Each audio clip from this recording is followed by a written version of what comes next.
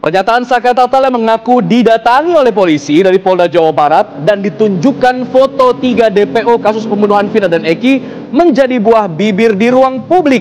Saka Tatal mengaku ada perbedaan foto DPO dengan Peggy Setiawan yang ditangkap.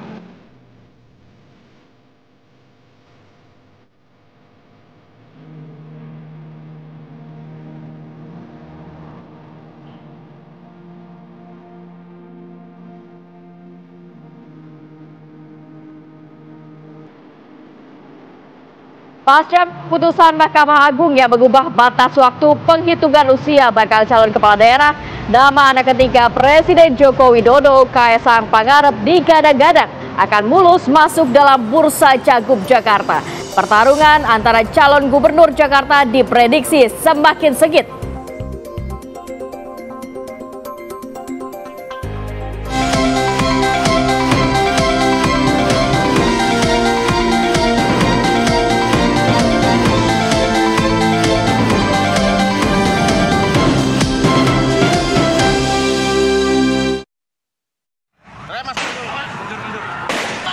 Apa kabar Indonesia Pagi? Kita buka dari informasi 34 orang supporter bola yang diduga melakukan perusakan saat pertandingan laga final Liga 1 antara Madura United dan Persib Bandung yang digelar di Stadion Gelora Bangkalan Madura ditangkap Satuan Reserse Kriminal Polres Pelabuhan Tanjung Perak di Surabaya, Jawa Timur. Pasca kerusuhan antar supporter Persib Bandung yang dihadang oleh supporter Persebaya Surabaya saat akan menyeberang ke Pulau Madura, polisi menetapkan ada 18 tersangka. 11 diantaranya juga masih berstatus anak di bawah umur dan diserahkan ke Lembaga Pemasyarakatan Anak. Sementara ada 7 tersangka, supporter lainnya diamankan jajaran Satuan Reserse Kriminal Polres Pelabuhan Tanjung Perak Surabaya atas kasus kerusuhan yang berujung pada perusakan. Nah, para pelaku ini diamankan di kawasan Jalan Kedung Coek, Surabaya saat melakukan sweeping terhadap supporter Persib Bandung usai menonton pertandingan sepak bola antara Madura United dan Persib Bandung di Stadion Gelora Bangkalan Madura pekan lalu.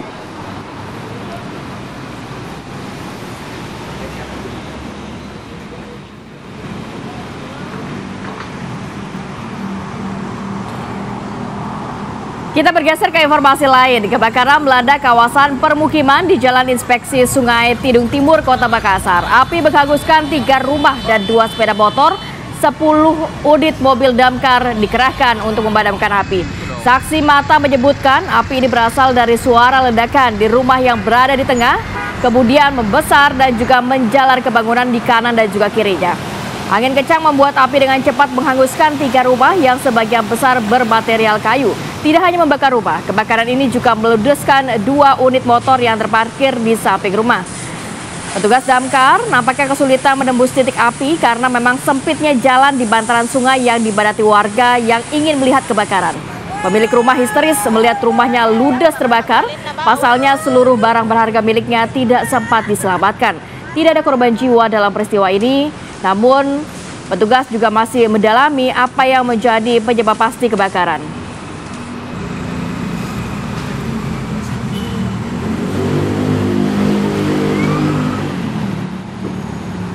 Assalamualaikum warahmatullahi wabarakatuh.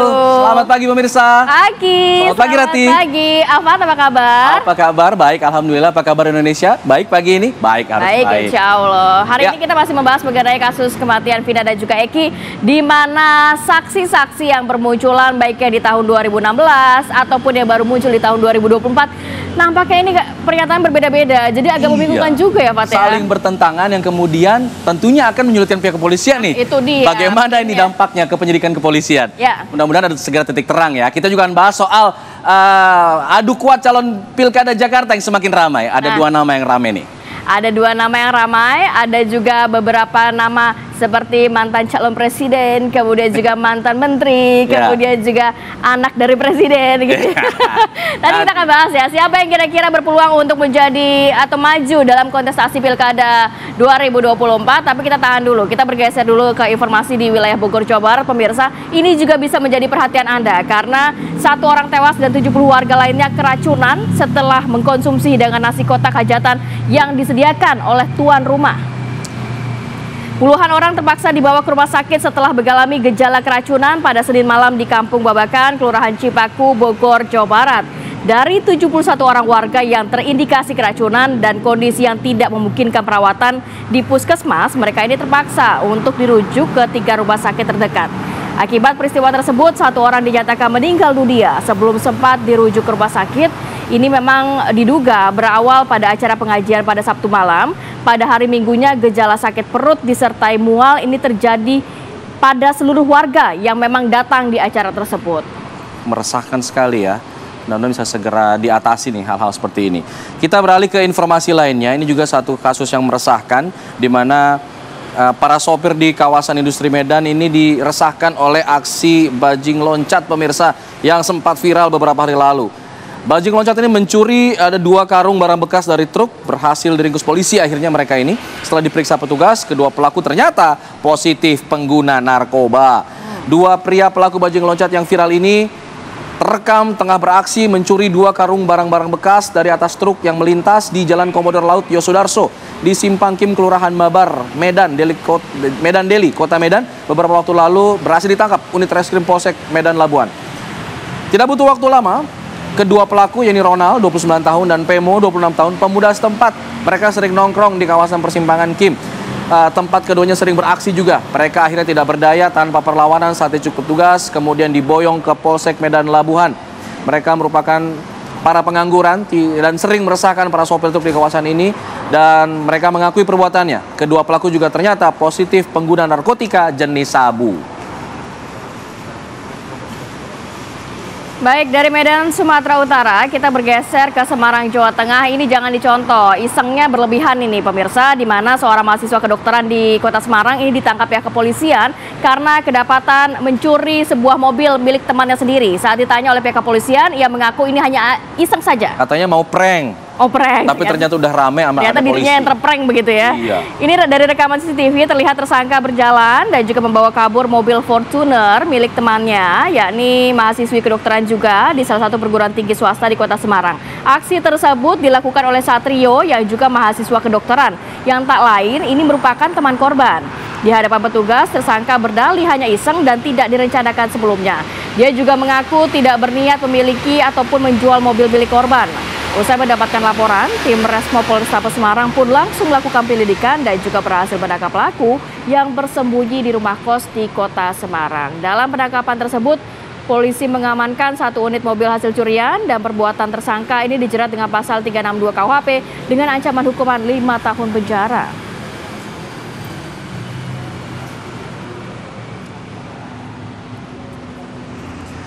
Ada pula kasus yang naas pemirsa, ini ada seorang anak berusia 8 tahun tewas terjatuh dari jembatan penyeberangan tol Jor di wilayah Jati Mekar, Jati Asih, Kota Bekasi, Jawa Barat. Korban sempat nih dilarikan ke rumah sakit, di Rumah Sakit Islam Pondok Kopi, tapi akhirnya naas meninggal dunia dan telah dimakamkan pada Minggu siang.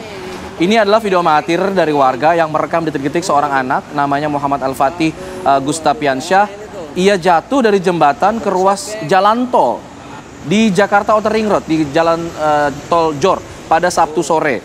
Peristiwa ini terjadi di jembatan tol di wilayah RT 08, RW 11, Gang Nipah, Kampung Jaha di Jati Mekar, Jati Asih, Kota Bekasi. Dari video memang tampak nih tubuh korban tergeletak berlumuran darah tepat di depan mobil yang sedang melintas di kilometer 42 tol Jor mengarah ke Tanjung Priok, Jakarta. Memang dari informasi yang dihimpun, korban saat itu lagi istirahat di atas JPO usai bermain dengan teman-temannya sambil bercanda.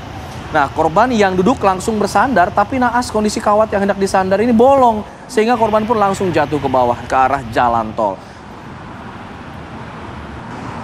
Ngeri banget ya, tapi kalau kita melintas di jalan tol memang suka terlihat sih anak-anak kecil di atas jembatan situ ya. Banyak Cuma mungkin dia juga nggak menyangka bahwa ternyata di belakang tempat sandarannya ini kan bolong gitu kan Pak ya. Baik, kita bergeser informasi lain. Sejumlah rumah dan kafe di bantaran Sungai Ngarai Sianok rusak diterjang banjir bandang. Inilah rekaman video yang menggambarkan detik-detik meningkatnya debit air sungai Batang Sianok di Ngarai Sianok, Bukit Tinggi, dan juga Kabupaten Agam sekitar pukul 15.30. Sejumlah rumah dan juga kafe yang berada di bantaran sungai Batang Sianok ini rusak diterjang banjir. Sungai yang berhulu di Gunung Singkalang ini sebelumnya sempat meluap beberapa hari lalu dan tidak menimbulkan korban jiwa. Namun saat ini pemirsa belum diketahui apakah ada korban jiwa dalam kejadian yang berlangsung secara tiba-tiba tersebut.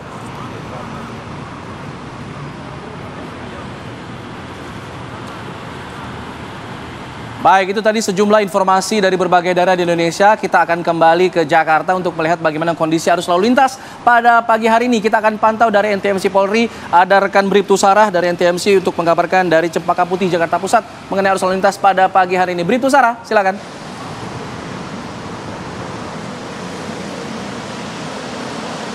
Baik, terima kasih Alfat dan Rati serta selamat pagi pemirsa. Saat ini saya berada di kawasan Simpang Cempaka Putih di mana situasi arus lalu lintas sudah mengalami peningkatan volume kendaraan dari arah Cawang yang akan mengarah ke Tanjung Priuk maupun Pulau Gadung. Saat ini sudah dalam keadaan ramai. Kendaraan yang melintas didominasi oleh kendaraan pribadi dengan kecepatan kendaraan berkisar 45 hingga 55 km per jam. Dan dari arah sebaliknya, dari arah Tanjung Priuk yang akan mengarah ke Pulau Gadung ataupun Senen masih dalam kondisi ramai lancar. Jaga batas kecepatan kendaraan Anda ke angka normal untuk keselamatan dan keamanan saat berkendara.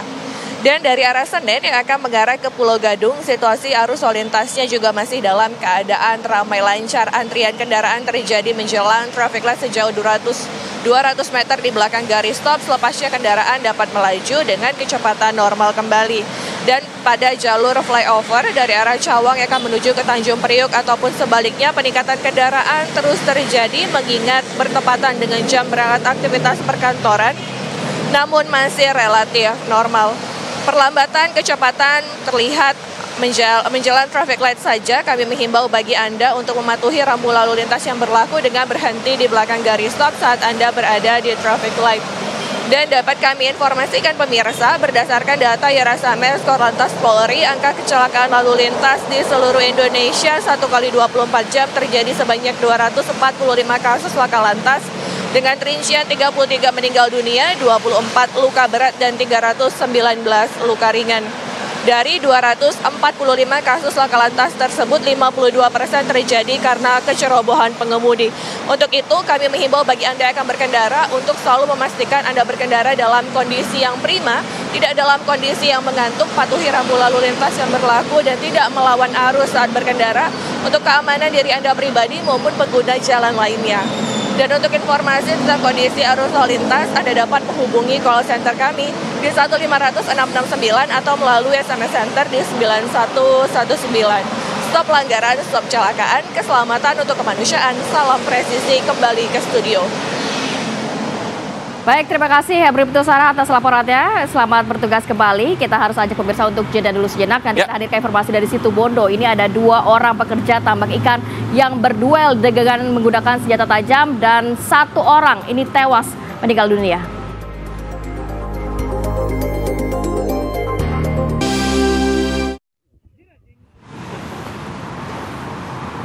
Pemirsa, aksi 2 orang pekerja tambak ikan ini adu bacok menggunakan senjata tajam di Situbondo, Jawa Timur, terekam kamera amatir warga. Nah, aksi duel maut ini terjadinya di siang hari, membuat salah satu pelakunya ini harus terkapar bersimbah darah di lokasi kejadian. Warga sekitar yang melihat kejadian ini hanya bisa melihat dari jarak jauh dan baru bisa mengevakuasi korban setelah pelaku meninggalkan lokasi. Aksi duel maut ini pun viral di media sosial. Aparat kepolisian juga akhirnya berhasil mengamankan pelaku yang berusaha kabur. Ini tadi adalah video amatirnya pemirsa, diambil salah satu warga. Lokasi kejadiannya di Jalan Desa Pawan, Kecamatan Panarukan di Situbondo, Jawa Timur. Korban bernama Masir Sudarmawan, asal Tangerang, Banten. Sempat terlihat mengerang kesakitan dan tubuhnya dipenuhi darah akibat luka bacok. Warga sekitar yang berada di lokasi kejadian juga langsung membawa korban ke dalam mobil untuk dilarikan ke rumah sakit. Tapi sayang, korban akhirnya meninggal dunia karena luka parah. Aparat kepolisian yang mendapatkan informasi langsung mengejar pelaku dan berhasil menangkap pelaku tersebut tidak jauh dari lokasi kejadian. Saat ini juga pelaku bernama Ramdhani, warga Sumatera Selatan ini masih menjalani pemeriksaan intensif. Selain mengamankan pelaku, petugas juga mengamankan senjata tajam jenis pisau. Diduga motif pelaku menghabisi korban karena adanya sakit hati. Baik, kita akan mendalami hal ini dengan AKP Momon Suito Pratomo, Kasat Reskrim Polres Situbondo yang sudah bergabung bersama kami. Assalamualaikum, selamat pagi Pak Kasat. Selamat pagi Mbak Rate, selamat pagi Mas Alfat, selamat pagi pemirsa. Baik Pak Kasat, tadi informasi yang disampaikan rekan saya Alfa Tauhid tadi juga menyatakan bahwa ini motifnya sakit hati. Sakit hati karena apa Pak sebenarnya sampai kok tega begitu menghabisi nyawa rekannya sendiri? Jadi perlu kami sampaikan bahwa pelaku ini memang sakit hati terhadap korban karena korban sering mengolok-olok korban dan mencaci maki terhadap korban baik di tempat kerja maupun di luar kerja. Baik, kemudian karena sakit hati diajaklah berduel begitu ya Pak? Kronologinya gimana? Jadi kejadian ini terjadi pada hari Sabtu tanggal 1 Juni 2024 sekira pukul 10.00 tepatnya di depan warung bakso Iko Desa Pauwan, Kecamatan Panarukan, Kabupaten Situbondo. Nah, berawal korban sekira pukul 8 ini mengajak pelaku untuk membeli peralatan proyek. Setelah membeli peralatan proyek, kemudian korban dan pelaku bersama-sama menuju tempat cucian mobil. Nah, sambil menunggu mobil selesai dicuci, kemudian mereka duduk-duduk. Nah, saat duduk itu terjadi pertengkaran antara korban dan pelaku. Kemudian pelaku tiba-tiba mengambil pisau yang ada di tasnya, kemudian dilakukan penusukan terhadap korban sebanyak 5 kali menggunakan sampai mengenai dada, perut, mengakibatkan korban mengalami luka. Selanjutnya atas dasar itu masyarakat datang, kemudian menginformasikan kepada petugas. Selanjutnya petugas mendatangi TKP, kemudian berhasil mengamankan pelaku. Selanjutnya memberikan pertolongan kepada korban, namun saat ada di rumah sakit korban meninggal dunia. Baik, Pak Kasat, artinya kalau memang pisaunya ada di tas, ini perbuatan ini terencana atau memang spontan pada saat itu? Jadi betul, memang ini hasil dari penyidikan, kita peroleh keterangan bahwa sebelumnya malam harinya mereka nongkrong terjadi cekcok mulut antara korban dan pelaku. Kemudian mereka pulang, saat pulang di mes, sempat pelaku ini mengambil pisau dapur, kemudian dimasukkan dalam tasnya untuk menunggu kesempatan kapan bertemu dengan korban. Nah, kebetulan pas pada waktu pagi hari, korban ini mengajak pelaku, kemudian pelaku dengan cara menusuk korban, kemudian akhirnya korban dirawat di rumah sakit akibat luka yang dialami. Ya, Pak Kasat, kalau melihat kan kondisi lokasinya ini kan di jalanan yang cukup besar begitu ya Pak ya. Apakah memang waktu itu tidak ada mungkin rekan-rekan dari korban dan juga pelaku atau tetangga sekitar yang memang ada di lokasi yang mencoba untuk melerai kedua belah pihak begitu Pak? Jadi memang ada beberapa saksi yang melihat pada saat itu hanya mereka duduk-duduk. Secara cepat korban ini langsung ditusuk oleh pelaku ini, sehingga para saksi ini melihat pada saat sudah bersimbah darah terhadap korban. Oke, pasal yang disangkakan Pak, apakah ini masuk ke pembunuhan berencana atau seperti apa? Ya, jadi benar untuk terhadap pelaku kita jerat dengan pasal pembunuhan berencana, kita kenakan pasal 340 subsidiar 338 KUHP dengan ancaman hukuman mati dan seumur hidup. Baik, terima kasih banyak AKP Momon, Kasat Reskrim Polres Situbondo sudah berbagi waktu dan informasinya. Sehat selalu, selamat bertugas kembali. Assalamualaikum. Terima kasih. Baik, usai jeda kita akan kembali update informasi. Kita akan membahas mengenai perang pernyataan antar dua kubu di sini, kubu yang membela Peggy dan kubu yang kemudian menyerang Peggy begitu ya. Kita akan bahas ini usai jeda. Tetap di sini di Apa Kabar Indonesia Pagi.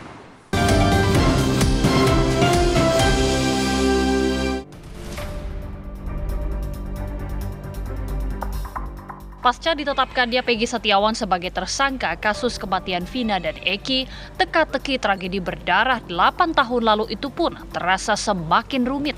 Sejak diperlihatkan ke publik oleh pihak kepolisian, Peggy yang disebut-sebut sebagai otak pembunuhan Vina dan Eki terus membantah dan membela diri bahwa dirinya bukan pembunuh Vina dan Eki.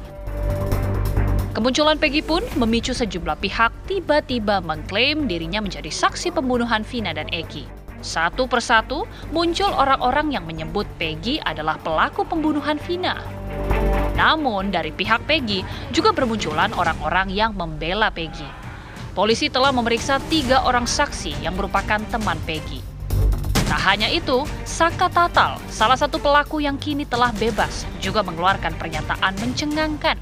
Saka menyebut Peggy yang ditangkap berbeda dengan Peggy yang masuk dalam daftar pencarian orang. Tapi yang Peggy yang sekarang ditangkap itu beda jauh sama yang difoto yang ditunjukkan oleh pihak kepolisian. Lantas, kesaksian manakah yang akan membuka tabir kematian Vina? Benarkah ada sosok Peggy lain selain Peggy Setiawan? Tim TV One mengabarkan.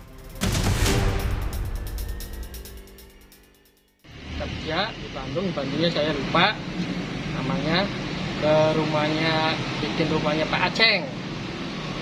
Saya di sana cuma 1 minggu. Pas gajian tanggal 27 Agustus 2016, saya pulang nggak peka. Saya ngomong sama Peggy, Karman, Ibnu sama Robi, sampai udah angkot datang, saya naik, yang nganter Robi, Ibnu, sama si Peggy. Tanggal berapa kan? Tanggal 27 Agustus. Jam? Tahun 2016. Jamnya? Sekitar jam 8 saya naik angkot. Di Bandung ya? Iya. Ya, memang banyak kesaksian yang muncul ke permukaan, baik saksi yang memang sudah dihadirkan di tahun 2016 ataupun walaupun tidak di persidangan ya, dalam arti diminta keterangan di tahun 2016 dan juga saksi yang baru muncul di tahun 2024. Lantas bagaimana ini pihak kepolisian bisa meramu kesaksian ini dan juga membuka tabir kematian Vina dan juga Eki. Kita akan bergabung dengan beberapa narasumber yang sudah hadir di studio. Ada Irjen Purnawirawan Benny Mamoto, Ketua Harian Kompolnas RI. Assalamualaikum, selamat pagi Pak Benny. Kemudian juga ada Bang Teguh Nasrullah, pakar hukum pidana. Selamat pagi, assalamualaikum warahmatullahi. Waalaikumsalam warahmatullahi wabarakatuh. Selamat Baik, pagi. kemudian juga bergabung bersama kami Bang Tony RM, kuasa hukum dari saksi-saksi atau Peggy. Selamat pagi. Baik, nampaknya masih terus kita coba hubungi dan nanti akan bergabung bersama kami. Saya mau ke Pak Benny dulu. Pak Benny, kalau melihat ini kan banyak sekali saksi yang muncul ke permukaan begitu ya, baik yang di tahun 2016 sudah berbicara begitu kepada pihak kepolisian ataupun yang baru muncul di 2024 ini. Lantas sebenarnya apakah ini tidak semakin membingungkan juga pihak kepolisian? Akhirnya pihak kepolisian harus meramu seperti apa keterangan saksi-saksi ini, Pak? Ya, yang jelas bikin bingung publik. Iya, betul. Ya, itu pasti. Dulu. Kalau pihak kepolisian, semua saksi yang muncul, bukti yang muncul akan diklarifikasi. Akan di cross check dengan bukti yang lain atau saksi yang lain. Bicara masalah alibi. Ya. Peggy di sana siapa saksinya, di sini mengatakan enggak, Peggy di TKP siapa saja saksinya. Nanti tentunya dikaitkan dengan bukti-bukti yang lain, termasuk HP itu ada teknik namanya seldam. Ketika orang berada di satu tempat, saya dengan Pak Nasrullah ini titiknya sama, ini handphonenya, contohnya itu. Kemudian juga jejak digital, kemudian juga medsos. Medsos ini menjadi penting. Misalkan, dia nggak tahu soal geng motor, jejak digitalnya ada di Instagram dia dan sebagainya. Inilah yang dilakukan Polri saat ini. Tentunya kita mengapresiasi upaya penasihat hukum untuk mencari kebenaran dengan mencari saksi-saksi yang baru, yang belum diperiksa dulu. Kemudian Polri juga memeriksa tambahan pendalaman saksi yang dulu pernah muncul. Ini penting, contohnya yang tidak dihadirkan di pengadilan dipertanyakan. Kenapa enggak masalahnya apa, alasannya apa. Oleh sebab itu ada beberapa pihak yang mengajukan perlindungan ke LPSK untuk yang bersangkutan nanti dapat perlindungan, sehingga ketika menyampaikan keterangannya nanti tidak merasa terancam, tidak merasa tertekan, seperti itu. Ya, baik. Kita juga sudah bergabung bersama kita melalui sambungan daring, ada Bang Tony RM selaku kuasa hukum dari Peggy ya? Peggy dan juga saksi-saksi. Peggy dan juga saksi lainnya. Bang Tony, selamat pagi. Selamat pagi. Baik, Bang Tony, kalau kita lihat sejauh ini ada perang kesaksian nih, antara yang kemudian menguatkan alibi Peggy dan juga ada yang kemudian membantah alibi tersebut. Nah, salah satu upaya hukum dari Peggy kan kabarnya mau mengajukan pra peradilan agar kemudian masih makin menguatkan nih status Peggy sebagai terperiksa dan juga tersangka saat ini. Sudah sampai mana? Karena kabarnya mau pra peradilan tapi belum terdengar lagi begitu langkahnya. Pra peradilan ya? Ya. Ya. Jadi insya Allah minggu ini ya akan diajukan pra peradilan. Ya. Jadi memang kalau saksi-saksi kita ini bukan mengada-ngada ya. Kami bukan mengada-ngada. Saksi-saksi yang telah dihadirkan, telah memenuhi panggilan Polda Jawa Barat itu memang saksi-saksi ya. Mereka orang lugu, orang kampung, orang polos ya, yang tidak mengerti proses hukum, tetapi karena mereka memang mengetahui pada saat kejadian 27 Agustus 2016 Peggy berada di Bandung bersama mereka bekerja, sehingga mereka menyampaikan yang sebenarnya ya. Nah, kemudian mengenai pra peradilan, mudah-mudahan minggu ini ya, karena memang sudah cukup, sudah bukti-buktinya juga sudah kuat ya, sudah kumpulkan semua, maka insya Allah minggu ini akan segera diajukan gugatan pra peradilan. Begitu. Baik, Bang Tony, selain juga upaya pra peradilan, kalau kita menyoroti mengenai kesaksian yang belakangan muncul, ada saksi dari Mel-Mel, kemudian juga di tahun 2016 ada saksi AF begitu ya. Bagaimana Anda meyakinkan, karena saksi-saksi ini bisa mematahkan argumentasi Anda dan juga saksi-saksi lain yang dihadirkan yang meringankan untuk Peggy?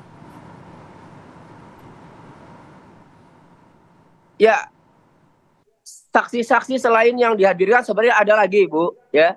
Ada lagi saksi-saksi lain. Nah, nanti akan kami ajukan di persidangan, baik di pra peradilan maupun ya, kalau sampai terpahitnya sampai lanjut ya, penyidikan ini ya mungkin sampai ke persidangan. Bukan, Bang Tony, maksud saya adalah saksi-saksi seperti saksi AF dan juga saksi Mel-Mel yang pernyataannya justru menyudutkan Peggy, gitu, memberatkan Peggy. Saksi AF dan Mel-Mel. Iya, iya. Terus maksudnya apa, Bu? Pertanyaannya? Ya, ini apa tanggapan Anda selaku kuasa hukum Peggy melihat keterangan saksi AF dan Mel-Mel yang bisa memberatkan Peggy? Ya, kalau saksi AF, kami sudah mempunyai argumentasinya, Bu. AF itu, ya, pada tahun 2016, dalam putusan pengadilan, tidak ada kesaksian AF dalam putusan pengadilan. Yang ada adalah kesaksian Rudiana, di mana keterangannya mengutip dari keterangan AF. Perihal Rudiana sebagai ayah korban Muhammad Rizky mendapatkan informasi keberadaan para pelaku itu dari AF. Namun AF itu dalam pernyataannya hanya melihat kejadian itu dari jarak 100 meter malam ketika ia sedang membeli rokok atau minuman di warung itu. Setelah para gerombolan kelompok motor itu menyerang, melempari, AF kabur karena ketakutan. Dari mana AF bisa mengenali satu persatu wajah pelaku? Itu sejalan ya, argumentasi saya ini sejalan dengan putusan pengadilan ya, bahwa AF ini hanya menunjukkan orang-orang yang suka nongkrong yang orang-orang kelompok motor yang dicurigai sebagai pelaku itu suka nongkrong di tempat tersebut. Nah, atas dasar itu kemudian ayahnya Muhammad Rizky atau Pak Rudiana itu langsung mengamankan pelaku. Setelah diamankan muncul 11 pelaku, kemudian tidak ada satupun ya dari 11 pelaku dengan 8 yang sudah diputus itu, tidak ada satupun mengarah ke ciri-ciri Peggy Setiawan. Setelah putus, 8 terdakwa kemudian menjalani hukuman 7 seumur hidup, 1 8 tahun ya, Bu.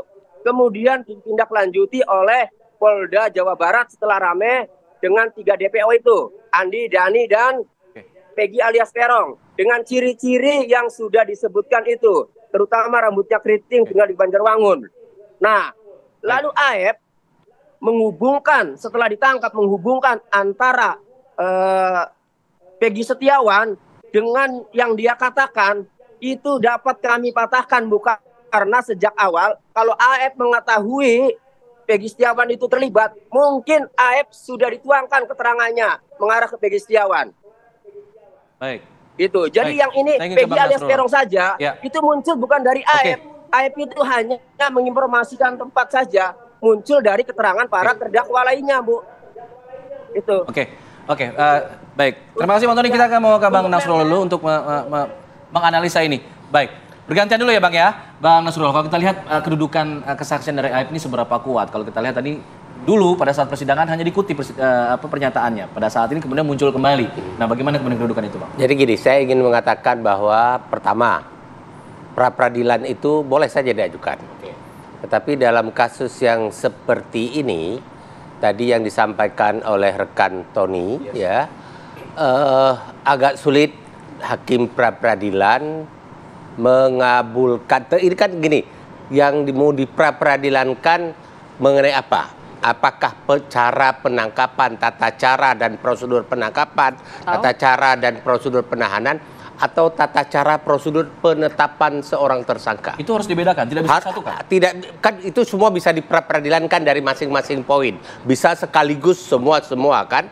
Nah, persoalannya adalah kalau terkait tidak cukup bukti untuk menetapkan seorang tersangka, itu yang diperadilankan, maka kan tadi ada keterangan yang disampaikan oleh rekan Tony itu bahwa kan ada saksi-saksi lain. Ya, yang melihat Peggy tidak di Cirebon. Ya, dalam sistem peradilan kita itu sudah masuk tahap pembuktian di persidangan nanti. Bukan di pra-peradilan. Ya, boleh saja kalau memang bisa dibuktikan di depan hakim pra-peradilan bahwa ketika ditetapkan sebagai tersangka tidak cukup bukti. Nah, misalnya kalau sudah ada 2 orang saksi atau ada keterangan ahli atau dikaitkan dengan alat bukti lain, dari sisi penyidik cukup bukti. Hakim cenderung menganggap ya sudah cukup bukti. Yang dalil Anda kemukakan itu adalah nanti dalil pembuktian di depan sidang pengadilan. Anda punya hak mengajukan saksi-saksi yang memberatkan dan meringankan. Nah, sekarang sebenarnya kalau saya melihat, maaf Pak Benny ya, mungkin ini ranah Bapak yang ngomong ya, ada ruang sebenarnya dari masyarakat yang telah ditetapkan oleh sistem hukum kita. Sebenarnya tim penyidik, tim penasihat hukum bisa melaporkan juga kepada Wasidik. Laporan atas penanganan penyidikan ini untuk digelar di dalam internal kepolisian terlebih dahulu.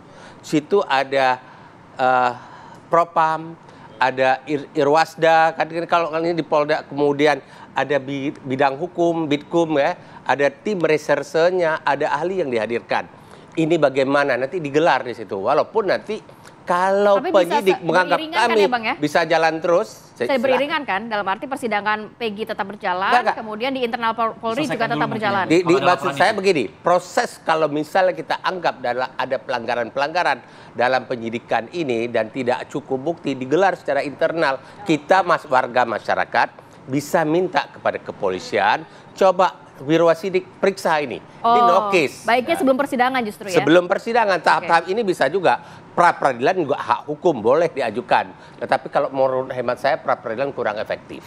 Ya, biarkan polisi secara bertempur internal dulu, karena ada tim-tim yang akan mengolah. Saya berkali-kali saya melihat di dalam Biro Wasidik itu sangat tajam perdebatan dan diskusinya. Itu satu.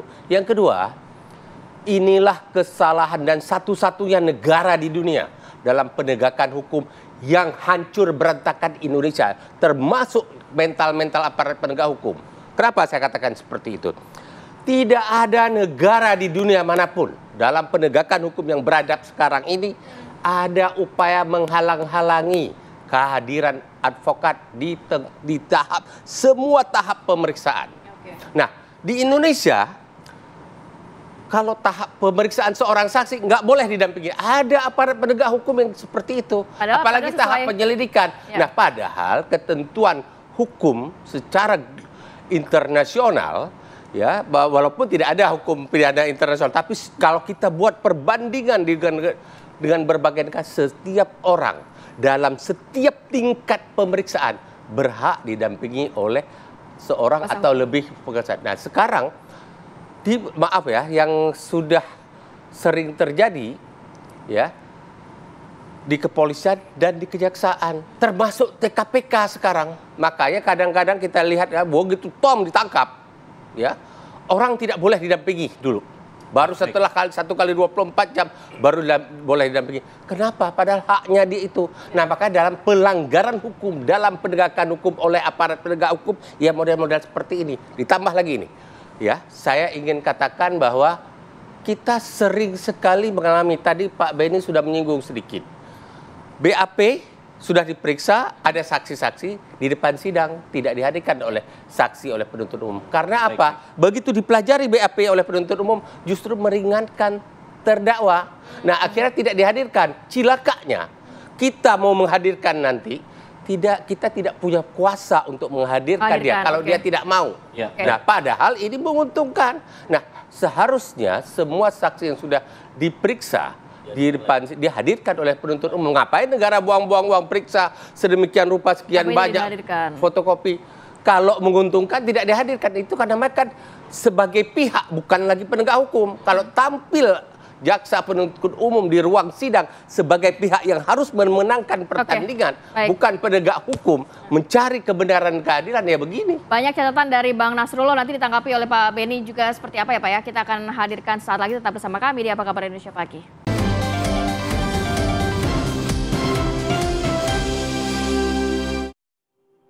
Baik, kembali lagi di Apa Kabar Indonesia Pagi. Kalau mengutip pernyataan dari Bang Nasrullah ini, sebenarnya kalau untuk sisi Peggy ya, selain juga pra-peradilan dilakukan, tapi ternyata juga masih ada ranah lain yang bisa dilakukan begitu ya, ke Wasidik ya kalau tidak salah. Ke Wasidik. Nah, itu sebenarnya upaya itu bisa dilakukan ya Pak Benny ya? Dan pihak kepolisian nanti kalaupun ada permohonan dari pihak Peggy bisa melakukan itu sebelum adanya persidangan? Ya, pertama tentunya perlu kami sampaikan bahwa seorang penyidik ketika menangani perkara, untuk naik dari penyelidikan ke penyidikan itu didahului gelar. Kemudian untuk penetapan tersangka didahului gelar. Nah, dalam gelar tersebut dihadiri dari, kalau di Mabes Polri ya, itu dari Wasidik ada, kemudian dari Bitkum ada, dari Propam ada, dari Irwasum ada. Ini konteksnya adalah nanti kalau Wasidik memang bicara masalah bagaimana teknis pembuktiannya dan sebagainya. Tetapi Propam ini bicara masalah ada nggak pelanggaran etik, disiplin dan sebagainya. Kemudian dari Irwasum itu juga menyangkut masalah prosedur, masalah SOP yang dilakukan. Nah, forum itu sudah ada. Nah, dalam konteks ini seandainya dari pihak lawyer menyampaikan keberatan dan sebagainya, dari sisi mana? Kalau sisi ini ada pelanggaran etik di kasus yang lama, itu kalau tidak salah dilaporkan. Kayak di penanganan 2016 ya? Ya, itu kemudian diproses. Kemudian kalau dilihat ini, wah ini buktinya nggak kuat ini apa namanya, asal-asalan dan sebagainya misalkan. Nah, itu nanti Wasidik yang akan menilai nanti. Bitkum nanti dari sisi hukumnya ya, apakah ini memenuhi unsur pidana yang disangkakan dan sebagainya. Nah, ketika seorang pengacara merasa keberatan ini dan sebagainya, bisa bersurat untuk minta dilakukan gelar. Dalam hal ini nanti dari pihak kepolisian, dari pihak Wasidik ini akan mempertimbangkan konteksnya tuh begini. Ketika penyidikan sedang berjalan, ini kan bicara masalah adu bukti, adu argumentasi. Bagaimana kalau pihak tersangka untuk bisa lolos, bagaimana caranya ada sendiri. Sementara pihak penyidik bagaimana pembuktian bisa cepat selesai, kemudian biarlah nanti diuji di pengadilan. Nah, ketika sedang ya ongoing proses penyidikan ini ada hal-hal yang tidak boleh disampaikan. Nah, ini tentunya penyidik akan mempertimbangkan. Artinya tidak wajib untuk menerima permohonan itu? Iya. Sampai? Nah, bentuk transparansi memang penyidik di samping gelar internal, kami pun sering diundang. Kami pengawas eksternal untuk memastikan transparansi, maka dari eksternal diundang juga. Bahkan kadang dari kementerian lembaga lain yang terkait, Kementerian PPPA, kalau menyangkut kekerasan terhadap perempuan dan anak, kemudian dari Komnas Perempuan dan sebagainya juga diundang. Itu wujud transparansi yang dilakukan oleh penyidik. Apakah ini juga menjadi satu strategi dari pihak kuasa hukum Peggy? Saya dan tambahkan saksi? sedikit saja. Oke, silakan. Yang terkait Pak Beni ini. Jadi gini, dalam gelar yang wasidik tadi, pengawasan penyidik, selain yang lengkap. Jadi gini, ada gelar internal peningkatan perkara dari tahap penyelidikan ke penyidikan. Kemudian penyidikan, setelah penyidikan penetapan tersangka internal, bukan permintaan para pihak. Tapi ada juga gelar permintaan para pihak. Ya, digelar semua. Setelah pembahasan bla bla bla di dalam terjadi perdebatan antara pemohon dan termohon dalam pengawasan tersebut, nanti para pihak tersangka dan para penasihat hukum, terlapor atau korban keluar dari ruang itu, mereka akan rapat internal membahas kesimpulannya apa. Jadi saya rasa lembaga ini harus benar-benar dimanfaatkan oleh teman Tony tadi, ya. Nah, kalau nanti tidak diakui, tidak diterima permohonan, yang penting Anda sudah mengajukan, ya. Dan kes-kes seperti ini sulit untuk tidak dipertimbangkan. Kalaupun tidak dipertimbangkan, Anda sudah melakukan sebuah poin. Kita akan coba tanyakan ke Bang Tony. Bang Tony, apakah ini juga satu strategi dari pihak kuasa hukum untuk mengajukan gelar bersama begitu, sehingga kemudian bisa membuka lebih jelas lagi, meskipun nantinya statusnya masih dalam pertimbangan? Bang Tony. Ya, saya sepakat dengan Pak Nasrullah. Jadi gelar perkara khusus ini adalah langkah awal ya untuk melihat bahwa penetapan tersangka itu dengan 2 alat bukti yang cukup tidak. Saya setuju. Nah, makanya insya Allah ya, kalau pra-peradilan ini masih dibahas, mungkin saya akan dahulukan untuk pengajuan gelar perkara khusus di Karawasidik Bareskrim Polri, ya. Dan kami minta dilibatkan pihak-pihak maupun kami sendiri ya dari penasihat hukum. Kami ingin tahu apa yang menyebabkan klien kami, ya, Peggy Setiawan itu ditetapkan sebagai tersangka. Alasan kami ya jelas, karena di DPO juga ciri-cirinya berbeda, ya, menetapkannya hanya berdasarkan keterangan dari AEP, sementara AEP juga dalam putusan pengadilan waktu 2016 tidak pernah menyebut ya identitas mengarah kepada Peggy Setiawan, maupun barang bukti sepeda motor Suzuki yang belakangan menurut AEP Peggy Setiawan melakukan tindak pidana itu menggunakan motor Suzuki Smash. Padahal dalam putusan pengadilan tahun 2016-2017 atas nama 8 terdakwa yang sudah menjalani hukuman itu, ya, tidak 7 sepeda motor yang digunakan oleh 11 pelaku, tidak ada motor Suzuki Smash.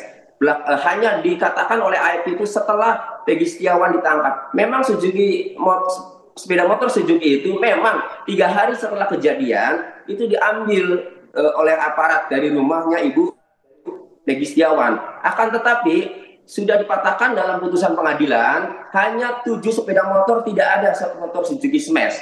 Itu oleh karenanya kami juga penasaran, ya, ingin transparan, ingin dibuka, ya, apa alat buktinya sehingga Peggy Setiawan ini ditetapkan sebagai tersangka. Maka saya sangat terima kasih ya arahan Pak Tengku Nasrullah, akan kami ajukan gelar perkara khusus di Karawasidik Bareskrim Mabes Polri.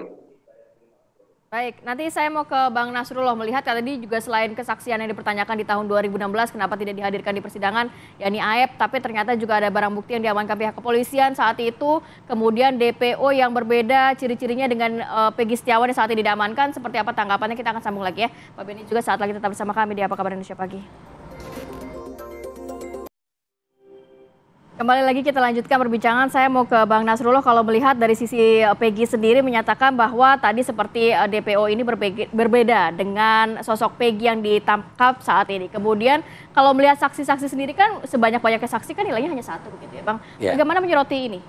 Jadi gini, kalau sebanyak-banyaknya saksi dibilang satu, tidak nilai buktinya. Karena apa?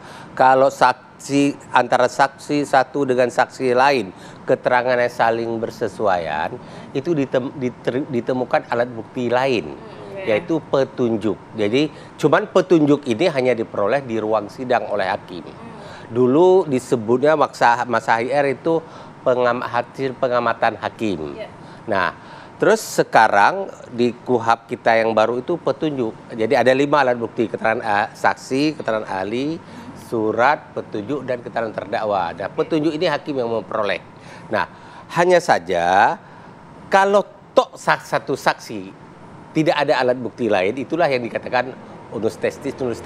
Yang satu bukti belum cukup untuk membuktikan orang. Tapi kalau ada 2 atau lebih yang keterangannya saling bersesuaian, diperoleh satu alat bukti baru, yaitu petunjuk. Tapi keterangan saksi ini tidak bersesuaian antara yang satu dan yang lain. Kalau itu kan bisa saja nanti ada berkelompok saksi. Kelompok saksi yang mengatakan dia tidak ada di TKP, misalnya yang meringankan. Ada kelompok saksi yang ada di sini. Nah, tergantung nanti kepada keyakinan aparat penegak hukum. Biasanya di tahap penyidikan itu ketika ada keterangan-keterangan seperti itu tadi, ya, dia akan dikonfrontir kalau memang keterangan sangat ekstrim dikonfrontir oleh. Jadi saksi di tahun 2016 AEP harus dihadirkan, padahal di persidangan tahun 2016 tidak dihadirkan, kali ini harus. Haruslah, kalau sudah begini, kalau tidak dihadirkan, tidak didengar keterangannya. Karena begini, yang saya pahami di dalam tahap penyidikan, ya, begitu BAP dibunyi, seseorang yang dibunyikan di dalam BAP itu nanti penyidik biasanya akan dengan cermat, ini orang ini disebut di sini, kita akan minta keterangan dia lagi nanti. Makanya semua orang yang pernah disebut di dalam sebuah keterangan oleh seorang saksi atau tersangka biasanya akan diminta. Kalau tidak diminta, kalau menurut hemat saya penyebutannya kurang penyidiknya kurang cermat. Nah, masalahnya adalah sekarang hasil pemeriksaan oleh penyidik ini kan nanti akan ada pra penuntutan oleh kejaksaan. Berkasnya dikirim tahap pertama oleh penyidik kepada penuntut umum, dipelajari cukup apa tidak. Nah, sistem ini yang salah. Kenapa? Seharusnya sistem yang benar itu adalah sejak awal dimulai penyidikan sudah ada koordinasi antara penyidik dengan penuntut umum. KUHP memang mengatur seperti itu, tapi dalam praktek tidak jalan. Ada arogansi kekuasaan. Penyidik bilang, tunggu aja nanti terima berkas kami selesaikan dulu. Penuntut umum juga bilang, periksa aja dulu penyidikan, nanti kirim berkas kami pelajari. Seharusnya itu sudah menyatu dari awal. Sehingga langkah-langkah penyidikan sudah sesuai dengan kepentingan jaksa penuntut umum yang akan membawa perkara itu ke pengadilan. Jangan ada lagi arogansi, karena nanti siapa yang bawa perkara ke pengadilan? Bukan penyidik, penuntut umum. Kalau hasil penyidikannya tidak sesuai dengan kepentingan penuntut umum, makanya dalam praktek sering berkas saksi 70 orang. Di pengadilan yang dihadir 30 orang. Baik, Bang. Poinnya sudah kita tangkap. Baik, kita akan coba memantau dulu bagaimana kondisi di Polda Jabar, karena kabarnya hari ini akan ada sejumlah agenda pemeriksaan. Ada rekan kami, Cepi Kurnia yang berada di sana. Cepi, silakan. Baik, Apat dan Kamarati dan staf Komisi TV One, pagi ini saya sedang berada di lobi di Treskrimum Polda Jawa Barat, di mana memang hari ini terdapat beberapa agenda terkait dengan selain orang tua dari Peggy, ayah Peggy ya Rudi dan ibunya dijadwalkan akan kembali ke Mapolda Jawa Barat untuk menjenguk Peggy Setiawan yang berada di tahanan sementara Mapolda Jawa Barat.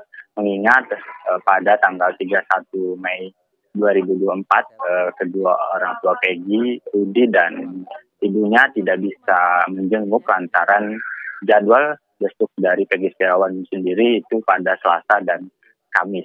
Jadi memang untuk agenda pemeriksaan selain adik dari Peggy Setiawan yaitu Robi, ada juga dari Yudi dan Iwan yang memang diajukan oleh Peggy Setiawan untuk menjadi saksi untuk meringankan yang memang pada saat kejadian 27 Agustus 2016 silam di Cirebon, pembunuhan Vina dan Eki, bahwa kedua saksi ini disinyalir akan menjadi saksi kunci Peggy Setiawan bahwa Peggy Setiawan saat kejadian berada di Bandung, Jawa Barat. Sementara untuk agenda lain memang selain 3 saksi dari Peggy Setiawan, dijadwalkan ada Sakatata yang terpidana yang sudah bebas, yang dijadwalkan hari ini juga akan dilakukan pemeriksaan di Mapolda Jawa Barat. Selain itu juga memang ada agenda yaitu 64 pengacara dari Peggy Setiawan yang dijadwalkan hari ini, namun belum ada konfirmasi lagi hari ini atau besok akan meminta salinan BAP dari penyidik di Treskrimum Polda Jawa Barat yang selama ini memang belum diberikan kepada ke-64 pengacara Peggy Setiawan sendiri. Memang kemarin ada datang ke Mapolda Jawa Barat yaitu petinggi dari Bareskrim Mabes Polri yang menemui Dirkrim Polda Jawa Barat Kombes Pol Surawan. Pertemuan itu berlangsung selama 2 jam.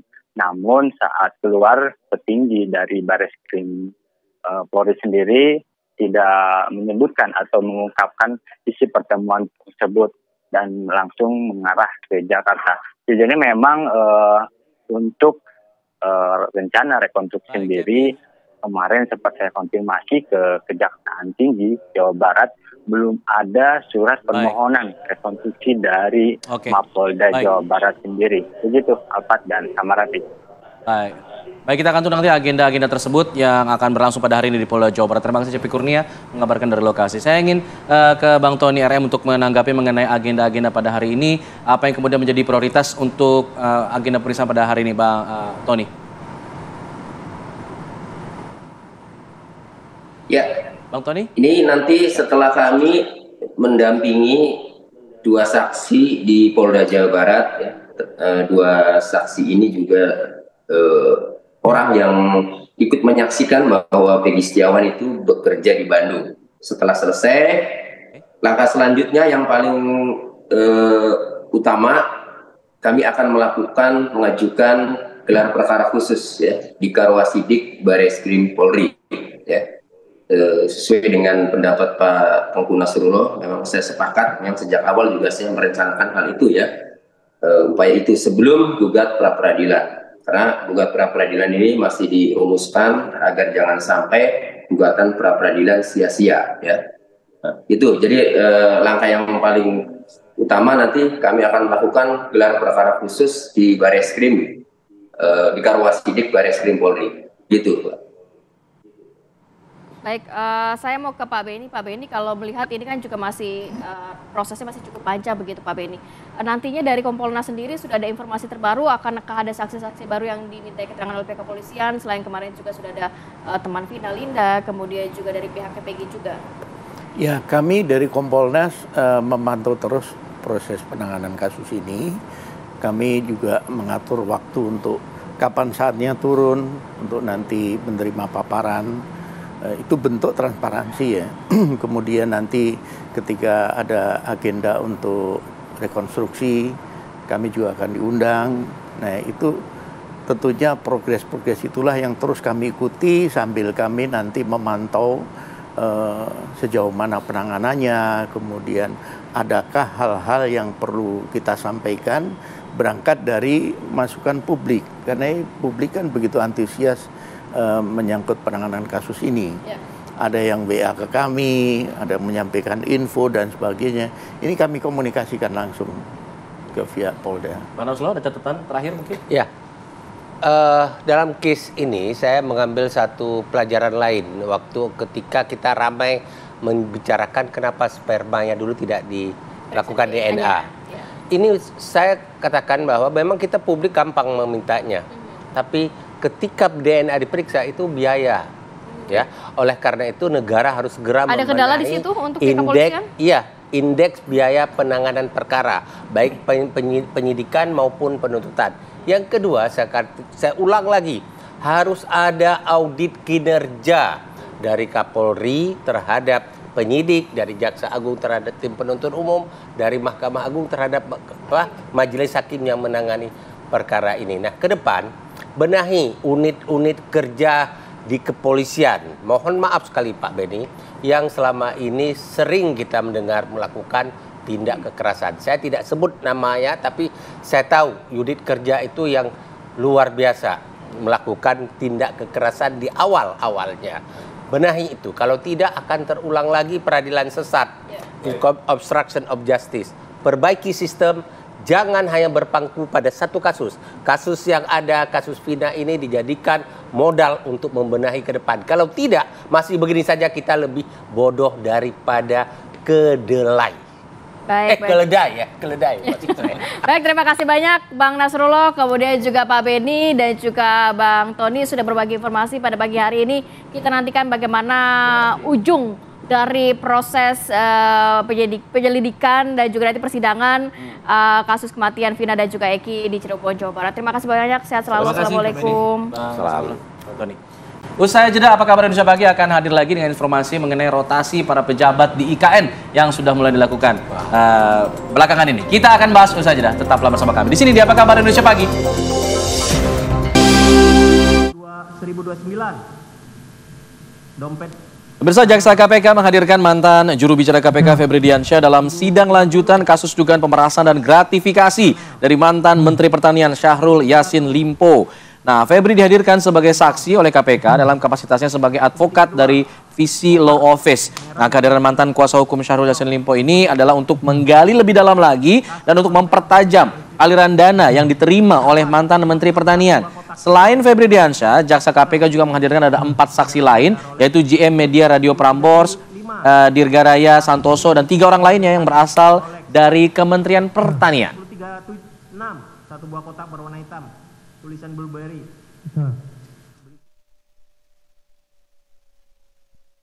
Pemirsa, Hasto Kristianto ini dipanggil ke Polda Metro Jaya untuk dimintai keterangan sebagai saksi dalam dugaan kasus penyesatan dan juga penyebaran berita bohong. Hasto menyebut bahwa kasus ini mempersoalkan wawancara dirinya dalam salah satu media nasional.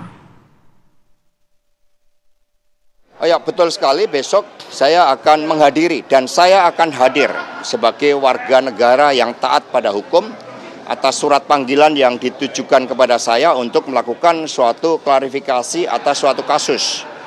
Tetapi saya agak heran karena yang dipersoalkan itu adalah wawancara saya dengan salah satu media, yaitu dengan SCTV. Padahal fungsi partai itu kan melakukan pendidikan politik. Fungsi partai itu melakukan komunikasi politik, termasuk menyuarakan hal-hal yang tidak benar. Tadi di kampus UI ini disuarakan suatu yang melihat bagaimana praktek-praktek hukum kekuasaan itu dan positivisme dalam bidang hukum itu juga banyak menciptakan suatu dilema. Maka ya saya akan hadir sebagai bagian dari tanggung jawab saya dan sekaligus meluruskan agar hukum tidak digunakan sebagai alat kekuasaan. Kami hormat Polri, TNI. Polri ini harus meneladani kehidupan Jenderal Hugeng misalnya, yang betul-betul berjuang untuk melindungi masyarakat, tertib hukum, bukan kemudian yang mencoba untuk menyampaikan kritik, lalu diproses hukum dengan mekanisme Dumas. Maka saya akan datang dan saya menghimbau seluruh kader partai tetap tenang, anggota dan simpatisan, karena bagi kader-kader PDI Perjuangan yang memiliki legasi di dalam memperjuangkan demokrasi sejak Bung Karno kemudian Ibu Mega, apa yang terjadi ini bagian dari ritual kehidupan seorang politisi. Ya, dan saya akan datang dengan penuh tanggung jawab. Dari informasi lain, pemirsa, Presiden Joko Widodo menerbitkan surat pemberhentian dengan hormat kepada Bambang Susantono selaku Kepala Otorita IKN dan juga Doni Rahayu sebagai Wakil Kepala Otoritas IKN. Nah, diketahui keduanya mengundurkan diri dari jabatan tersebut. Mensesnek Pratikno menggelar konferensi pers terkait penggantian pejabat otoritas IKN ini, dan setelah pengunduran diri ketua dan wakil ketua otoritas IKN diterbitkanlah kepres tentang pemberhentian kedua kepala otoritas IKN.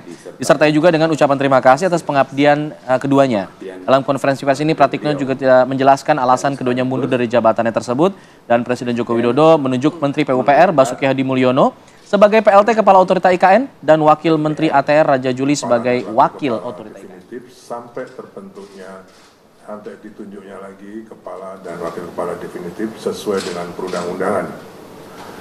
Fokusnya tugasnya adalah Baik, kita ke informasi selanjutnya pemirsa. Menteri Pertahanan Prabowo Subianto ini meninjau proyek pemasangan bantuan pipa air bersih di Kabupaten Gunung Kidul, Daerah Istimewa Yogyakarta pada Senin siang.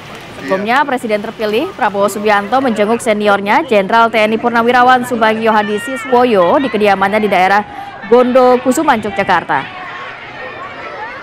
Prabowo didampingi oleh Letjen TNI Joni Mahrosa sekaligus Rektor Universitas Pertahanan ini meninjau pemasangan bantuan pipa air bersih di Kelurahan Banyu Soco, Pelayan, Gunung Kidul, Daerah Istimewa Yogyakarta. Bantuan tersebut berasal dari Kementerian Pertahanan dan juga Universitas Pertahanan untuk membantu masyarakat yang mengalami krisis air bersih.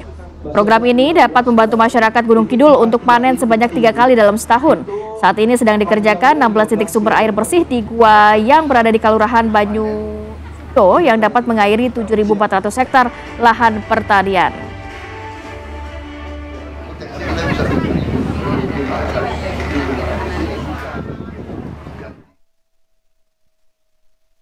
Bersama saja kita akan bahas mengenai bursa calon kandidat calon gubernur di DKI Jakarta atau di daerah khusus Jakarta maksud saya, yang kembali memanas karena ada beberapa nama besar yang kemudian hadir. Ada Tri Risma hari ini, ada Andika Perkasa, ada Mardhani Alisera, dan terakhir ada Anies Baswedan yang kembali masuk namanya, dan ada nama putra bungsu dari Presiden Joko Widodo, Kaisang Pangarep, yang belakangan juga kembali muncul. Nah, kita akan bahas usai jeda. Tetap di sini. Di Apa Kabar Indonesia Pagi.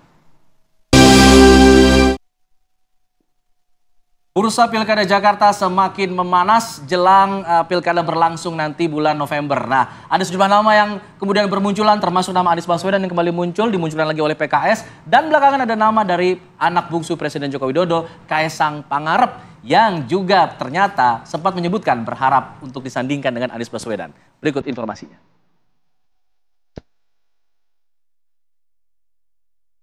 Bursa calon gubernur daerah khusus Jakarta kembali ramai dibicarakan di ruang publik. Setelah sebelumnya, nama Sri Mulyani, Andika Perkasa, Tri Risma hari ini, Mardhani Alisera, Basuki Cahayapurnama, Riza Patria, hingga Rahayu Saraswati digadang-gadang akan meramaikan Pilkada Gubernur DKJ. Kini, bursa nama calon gubernur DKJ diprediksi akan bertambah. Orang dekat mantan Gubernur DKI Jakarta, Anies Baswedan, Sudirman Said, dikabarkan akan diusung melalui jalur independen. Sementara Anies Baswedan sendiri juga diprediksi akan kembali berlaga setelah sebelumnya DPW PKS Jakarta mengusulkan nama Anies Baswedan sebagai bakal calon Gubernur Jakarta 2024. Pekan ini publik juga dikejutkan dengan timbulnya nama anak terakhir Presiden Jokowi, Kaisang Pangarep, yang masuk bursa cagup Pilkada 2024. Wajah Kaisang bahkan sudah disandingkan dengan keponakan Presiden terpilih Prabowo Subianto, Budi Satrio Jiwandono. Poster keduanya sudah tersebar di sejumlah media sosial sebagai cagup dan cawagup Jakarta 2024. Santernya nama Kaisang di bursa Pilkada Jakarta dikaitkan dengan putusan Mahkamah Agung yang baru-baru ini mengubah batas waktu penghitungan usia bakal calon kepala daerah. Kaisang yang saat ini belum genap 30 tahun diprediksi akan mudah melenggang menjadi bakal calon gubernur DKJ. Lantaran putusan MA nomor 23P/HUM/2024 mengubah aturan usia calon kepala daerah yang dihitung saat calon tersebut dilantik sebagai kepala daerah definitif.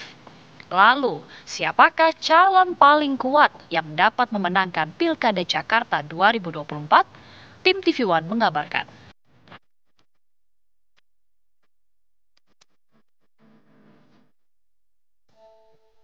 Ya, nampaknya perang bintang ya dalam Pilkada Jakarta nanti karena sejumlah nama yang sudah tenar sudah muncul ke publik, ditambah lagi yang terbaru anak Presiden Joko Widodo ini juga kabarnya siap berduet dengan Anies Baswedan. Bagaimana potensinya dalam Pilkada Jakarta nanti? Kita akan membahas mengenai hal ini dengan narasumber. Sudah ada Mas Khairul Umam, analis politik Universitas Paramadina Jakarta. Assalamualaikum, selamat pagi Mas Umam. Selamat pagi Mbak Rati, Mas Alfat. Mas Umam, berbicara mengenai Pilkada Jakarta, ini masih seksi begitu ya. Nampaknya sejumlah nama tenar ini nampaknya berbondong-bondong untuk masuk bursa Pilkada. Selain juga kita tahu Bu Risma, kemudian Pak Ahok, Anies Baswedan, yang terbaru adalah Kaisang. Ini Kaisang sempat disandingkan fotonya sudah beredar luas di media sosial dengan Budi Satrio Djuandono dari Gerindra. Tapi di sisi lain, di dalam sebuah podcast ini, Mas Kaisang menyatakan siap berduet dengan Pak Anies. Ini bagaimana nih peluangnya nih nanti? Plot twist bukan ini? Ya, sepertinya Kaisang mencoba untuk menebar semua kemungkinan ya. Karena bagaimanapun juga ini menjadi sebuah eksersis politik yang cukup menarik bagi Kaisang, terutama bagi PSI. Karena praktis DKI itu salah satu basis yang dimiliki cukup kuat oleh PSI. Dia memiliki sekitar, kemarin mendapatkan 465.000 suara dengan konversi sekitar 8 kursi. Dan itu angka yang cukup promising untuk sebuah partai yang memang tidak masuk di parlemen, tetapi dia dalam konteks DKI, ini DKI Jakarta. Memang betul nanti beberapa bulan yang akan datang, ibu kota akan berpindah ke Nusantara, tetapi center of gravity secara politik, secara ekonomi dari Indonesia tetap di DKI. Dengan kekuatan yang sangat masif, bahkan APBD dari DKI 85 sampai 87 triliun. DKJ sekarang namanya. DKJ, ya nanti akan diperluas, termasuk dari punyanya Mas Alfat nanti di Bogor masuk di sini. Nah, oleh karena itu dalam konteks ini tampaknya ini akan terus dimatangkan, meskipun kemarin ada informasi dari Ketua Umum PAN, Pak Zulkifli Hasan, yang notabene dalam konteks koalisi Indonesia Maju adalah lingkar dekat dari Pak Jokowi. Beliau mengatakan Pak Jokowi melarang. Jadi jangan dulu, jangan Kaisang dulu. Meskipun argumennya hanya anu, dan anu. Nah, ini tidak clear. Tetapi bisa saja informasi itu sifatnya mencoba untuk menetralisir kontroversi yang kemarin sempat mencuat dari putusan Mahkamah Konstitusi. Tetapi, putusan Mahkamah Agung. Tetapi sekali lagi, jika rakyat menghendaki, barangkali juga akan dilepaskan juga. Oke, menarik. Nah, untuk supaya perbincangan makin menarik, kita akan undang pakar komunikasi politik juga yang sudah hadir nih di kita. Silakan, Pak Effendi Ghazali. Selamat pagi, Bang Effendi. Bang Ege, sehat ya Bang. Oke, tadi kita baru bahas mengenai Kaisang yang ternyata ada pernyataan terbaru dari Pak Joko Widodo yang melarang katanya, meskipun alasannya belum jelas. Menurut Bang Ege, apakah kemudian dari narasi yang sekarang sudah beredar, ditampilkan poster segala macam, apakah memang nanti kemudian muaranya akan tetap berada di tangan Pak Joko Widodo untuk memutuskan maju tidak Kaisang? Ya, selamat pagi. Sebetulnya yang paling ahli memang Mas Khairul Umam kan. Tadi sudah Mas Umam. Ya, enggak, maksud saya hampir semua ilmu kadang-kadang enggak berlaku di Indonesia ya. Jadi saya sudah hampir menyerah. Tapi yang mau saya katakan untuk menjawab langsung pertanyaan itu, kan seakan-akan selalu lempar bola ya. Ya kan? Ya jangan maju misalnya gitu ya. Lama-lama ya maju. Jadi persis banget sih intonasinya. Iya benar. Udah pelajari kalau intonasi. Jadi ini juga rasanya keinginan ada. Nah, itu aja dulu. Keinginan ada. Kalau keinginan ada lalu terlihat jalan ada, ditambah biasanya dengan survei, ya. Jadi selalu begitu, keinginan. Nanti tes ombak, kalimatnya bisa beda-beda. Jangan atau apa belum terpikir atau terserah MA. Masih bisa berubah. Tanyakan. Iya, itu selalu bisa berubah. Terbukti selalu bisa berubah. Tapi ada di tengah-tengahnya ada semacam garis rasional, yaitu melihat hasil survei. Nah, ketika itu ada, maka seakan-akan, ini kan seperti dulu, seakan-akan ada keinginan dari yang ingin maju, ditambah keinginan dari rakyat yang diwakili oleh survei. Survei ini kan kadang-kadang meliding juga lebih dulu. Nanti baru tepat 1 minggu sebelum atau 2 minggu sebelum pelaksanaan pemungutan suara, kurang lebih begitu. Ya, tidak fair rasanya kalau tidak mention sejumlah nama lain, karena di DKJ ini nama-nama tenar yang muncul. Ada Tri Risma hari ini, Sri Mulyani, Andika Perkasa, Ahok juga, ada Mardhani Alisera, Riza Patria, Rahayu Saraswati. Nah, Anda melihat tokoh-tokoh ini apakah peluangnya juga, bagaimana peluang mereka begitu untuk bisa masuk dalam kontestasi di Jakarta? Beberapa seperti menahan diri ya. Jadi saya lihat dulu kan dipasangkan Budi Djuandono dengan Kaisang Pangarep ini ya. Kemudian Budi Djuandono langsung mengatakan, dan ini bagus nih, dia langsung mengatakan dapat tugas dari Pak Presiden terpilih untuk tetap di DPR. Jadi ingin mengatakan, kalaupun ada perubahan di MA itu bukan buat saya. Buat saya loh ya. Ini bola panas ini ke yang lain sajalah gitu. Tapi bahwa ada sesuatu di MA, dan ini kan rasanya memastikan bahwa, sekali lagi, kalau survei nanti bergulir dan memastikan satu tempat buat Kaisang Pangarep. Dengan demikian, untuk pasangan ini yang menarik kan tadi malam kalau nggak 1 hari lalu ya, Kaisang mengatakan kalau Anies mau nggak apa-apa gitu ya. Siap berduet. Bahkan sudah ada 8 kursi itu PSI. Anies saya nggak tahu dapatnya dari mana. Tapi selalu menarik untuk menggarisbawahi di Jakarta ini cepat sekali cairnya itu. Teman bisa berhadapan dengan teman, lalu kalimatnya lawan bisa jadi tajam teman. sekali. Lawan jadi teman ya.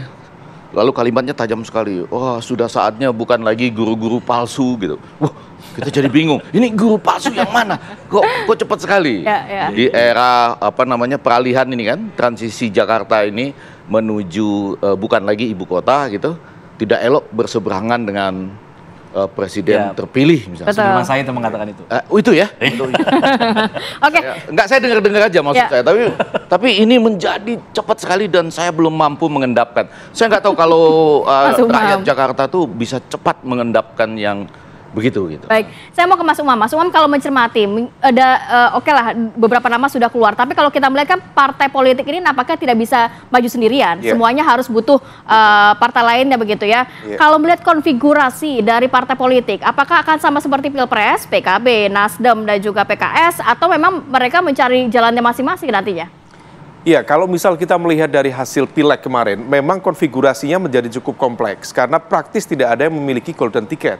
Termasuk PKS yang per hari ini menjadi juara di DKI, dia hanya bisa mendapatkan sekitar 16-17%. Dan itu masih butuh penguatan yang cukup serius.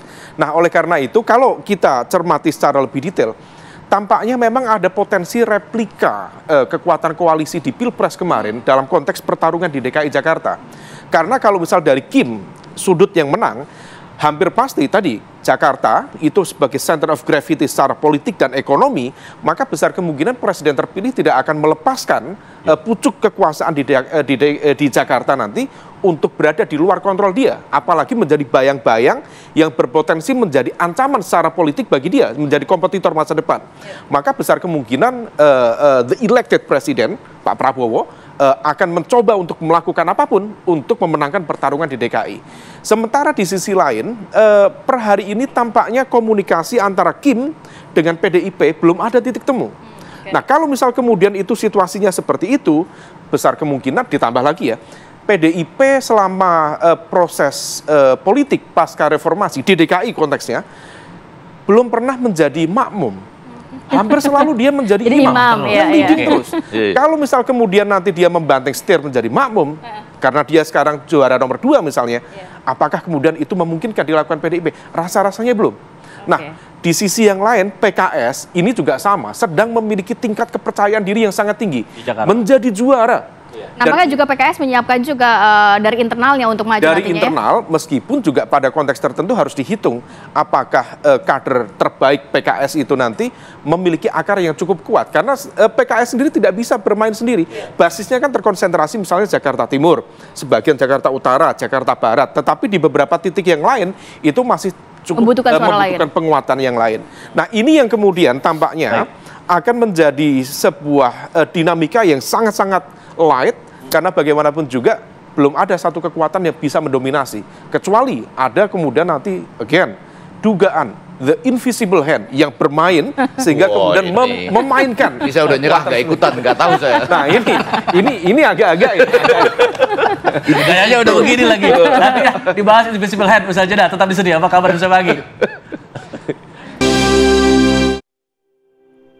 Di segmen sebelumnya disinggung masalah invisible hand, tapi Bang Ege udah saya angkat tangan kalau invisible hand. Nah, saya ingin bicara masalah tangan-tangan survei deh kalau gitu sejauh ini. Sudah ada bacaan belum, Bang? Tentu 3 hal yang mau saya sampaikan, bahwa posisi DKJ, Daerah Khusus Jakarta, pada hari ini menjadi penting, pelan-pelan nih, supaya pemirsa semakin semangat, karena ada 2 pimpinan IKN yang mengundurkan diri. Jadi, ada hubungannya itu? Saya melihat akan ada hubungannya dalam bayangan saya bahwa nanti tidak segera secepat itu presiden yang baru berkantor di IKN. Walaupun tentu saja mudah-mudahan lancar ya, tapi tidak secepat itu. Artinya sambil berkantor di sana dia tetap akan lihat-lihat DKJ gitu. Oh, DKJ gitu ya. Kenapa? Kan nggak secepat itu mengimbangi sebagai sentral dari tadi, tetap ya politik, kemudian bisnis terutama ya, dalam waktu yang mulai dari Oktober sampai 6 bulan ke depan mungkin ya, dengan harapan tetap IKN. Jadi masih menarik lah DKJ. Oh, sangat menarik. Terus yang kedua, ada bayangan bahwa sebelum ke survei ya, Kemenangan di pusat itu nanti mau dibikin skenarionya ke bawah, kurang lebih seperti itu dengan koalisi-koalisi. Tapi tentu saja minus nanti beberapa hal yang selama ini menjadi perhatian kita. Antara terbukti atau tidak, itu tadi invisible hand ya. Misalnya perlindungan sosial dan lain-lain sebagainya itu. Apakah skenario itu bisa diulang kembali? Terbukti di Turki tidak bisa. Ada yang menang secara nasional tapi kemudian kalah di ibu kota dan kota-kota penting. Ankara, Istanbul, balik ke Sir, Antalya, itu tuh Basra, itu diambil oleh pihak yang tidak termasuk dalam skenario besar dari pusat. Nah, jawaban terhadap survei kan selalu demikian di Indonesia. Tanpa menyebut sumber dananya dari mana, itu kemudian leading dulu. Membuat orang berpikir ini yang menang, ini yang menang. Nanti 3 minggu kemudian mulai pelan-pelan agak insaf. Nah, di 2 minggu terakhir itu relatif akurat. Kurang lebih begitu. Jadi survei-survei yang ada pada saat ini ya mungkin bisa menyesuaikan diri dengan keputusan MA dan yang lain-lain. Mas Umam, kalau melihat sedikit dari partai-partai politik sendiri, kalau misalnya Golkar kan sudah ada Ridwan Kamil, Ahmad Zeki, kemudian juga ada Erwin Aksa. Kalau di PDIP kan Ahok dan lain-lainnya begitu ya. Kira-kira ini partai politik mementingkan elit-elit partainya dulu atau memang suara dari grassroots untuk Pilkada Jakarta? Idealnya semuanya memiliki akar yang kuat dari basis di akar rumput. Tetapi di saat yang sama tentu kalkulasi dari kekuatan partai itu seringkali lebih menjadi faktor dominan dalam menentukan kalkulasi koalisi. Tetapi bagaimanapun juga, kalau misal tadi beberapa nama, kalau misal kemudian Anies maju, salah satu dia akan memiliki basis yang cukup kuat karena bagaimanapun juga dia petahana kemarin ya, kemudian dia capres meskipun dia tidak menang di Pilpres kemarin dalam konteks DKI, tetapi dia sangat tipis perolehan suaranya dengan Pak Prabowo. Dan di saat yang sama kalau misal kemudian dia bisa mempertahankan posisi yang sama di periode kedua, ini akan menjadi panggung yang akan menghidupkan kartu politik dia sampai di 2029. Nah, tetapi juga di saat yang sama ini tidak mudah karena ada faksionalisme yang cukup clear terlihat sekarang dari basis kekuatan koalisi dia di Pilpres kemarin. Praktis PKB dan juga Nasdem belum tentu akan memberikan dukungan kepada Mas Anies dan PKS juga masih misteri. Nah, yang berpotensi menjadi potential challenger yang cukup kuat, salah satunya adalah Ridwan Kamil. Ini dari basis survei, meskipun tadi kata Bang Pendi, belum tentu ini insaf atau belum ya. Nanti kita tunggu ya. Ini apakah dari insaf atau enggak? Kita lihat perkembangannya. Sedikit aja bahwa Anies pun nanti terpengaruh juga kan oleh partai apa yang mendukung kan. Karena seakan-akan ada Anies itu harusnya dengan partai ini gitu ya. Oke, kita bahas nanti. Terima kasih Bang Egy, terima kasih banyak Bapak-Bapak.